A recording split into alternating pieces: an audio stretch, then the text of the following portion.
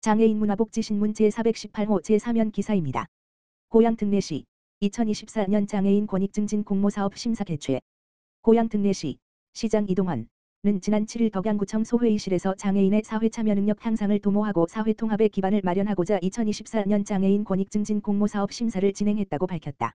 장애인 권익증진 공모사업은 민간기관의 장점을 살려 창의적이고 효과적인 사업을 발굴하고 지원하기 위해 추진되는 사업으로 올해는 건강증진사업 사회참여사업으로 나누어 진행한다. 고양시 관내 민간단체 및 법인운영기관을 대상으로 한 이번 공모사업에서는 총 14개 기관단체, 14개 사업이 접수됐다. 심사는 14개 공모 신청기관이 사전에 제출한 사업계획을 프리젠테이션 형태로 발표를 하고 발표기관 외 다른 제안기관이 상호 심사를 하는 방식으로 진행됐다. 심사장은 참가자들이 조금이라도 더 나은 점수를 받기 위한 열기로 뜨거웠다. 최종 사업은 사업의 전문성 및 경쟁력을 제고하고자 5명의 전문가 심사위원회 점수 70%와 제안자 상호 심사 점수 30%를 반영하여 합산하여 선정하게 된다. 서로 다른 각 기관들과 전문가들은 사업의 효과성과 타당성 등을 검토하고 심도 있는 질문을 통해 사업 목적에 맞는 양질의 사업을 선정하기 위한 신중한 심사를 이어나갔다. 이번 공모사업은 2월 말에 예정된 고양시 지방보조금 심의위원회의 심의를 거쳐 최종 보조금 지원액이 결정되며 지원된 보조금을 토대로 2024년 고양시 관내 장애인들의 권익 증진을 위한 사업이 의미 있게 진행될 예정이다. 시 관계자는 이번 장애인 권익 증진 공모사업을 통해 다수의 장애인들에게 다양한 프로그램 참여 기회가 제공될 수 있도록 힘쓰겠다고 말했다. 고양 특례시 하늘비전교회 행신 1동의 설맞이 선물 세트 기부. 고양 특례시 행신 1동은 지난 7일 관내 하늘비전교회로부터 저소득층을 위한 설맞이 선물 세트 10박스를 기탁받았다고 밝혔다. 전달받은 선물 세트는 어려움을 겪고 있는 저소득 노인과 장애인 등 취약계층에게 전달해 설 명절의 훈훈함을 나누게 된다. 선물 세트는 식료품 및 생활용품으로 구성되어 일상생활에 반드시 필요한 품목으로 꾸려졌다. 매번 명절을 앞두고 꾸준한 나눔을 펼치고 있는 차광일 하늘비전교회 담임 목사는 사회적 경제적 어려움을 겪는 분들이 건강하고 행복한 명절을 보내길 바란다. 앞으로도 지역의 소외계층에 관심을 가지고 지속적으로 도움을 드릴 수 있도록 노력하겠다. 라고 말했다. 최만호 행신 1동장은 어려운 시기에도 지속적으로 따뜻한 마음을 나눠주셔서 감사하다. 복지 사각지대에서 외롭게 지내는 이웃이 없도록 꼼꼼히 살피겠다. 라고 전했다. 고양 특례시 식사동 지역사회보장협의체 설맞이 나눔 사업 실시.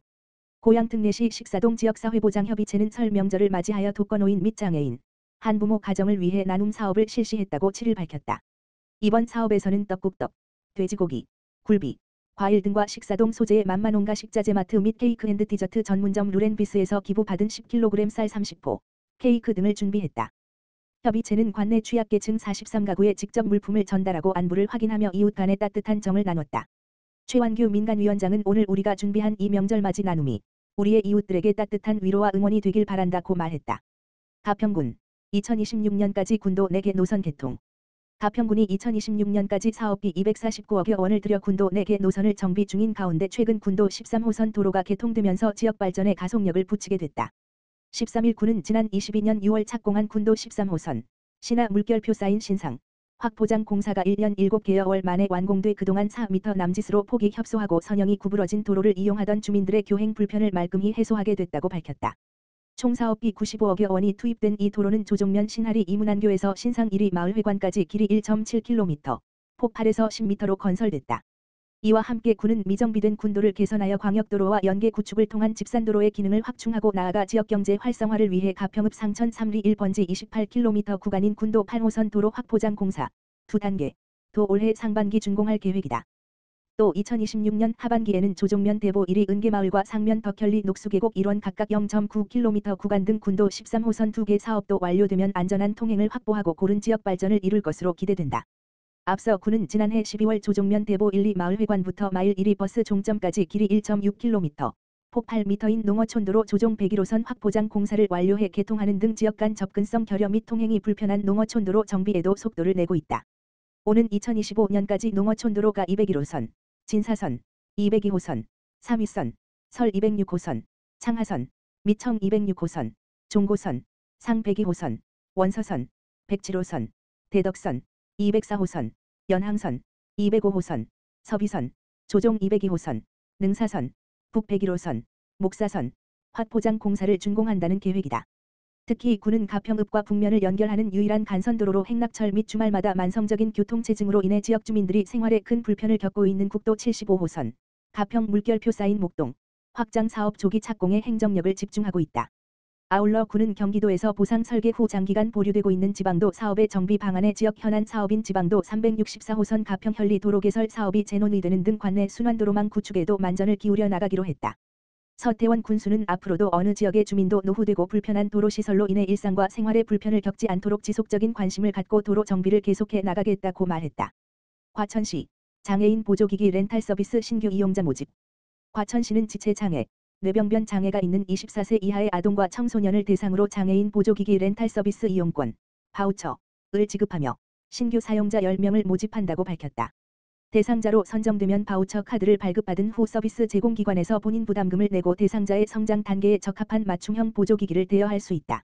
이용자가 보조기기 대여를 하고자 하는 기관을 직접 선택하여 서비스를 받는 수요자 중심의 서비스이다. 해당 서비스 이용 기간은 올해 3월부터 내년 2월까지 12개월이다. 신청하고자 하는 경우에는 14일부터 22일 사이에 거주지 동 행정복지센터를 방문해 신청하면 된다.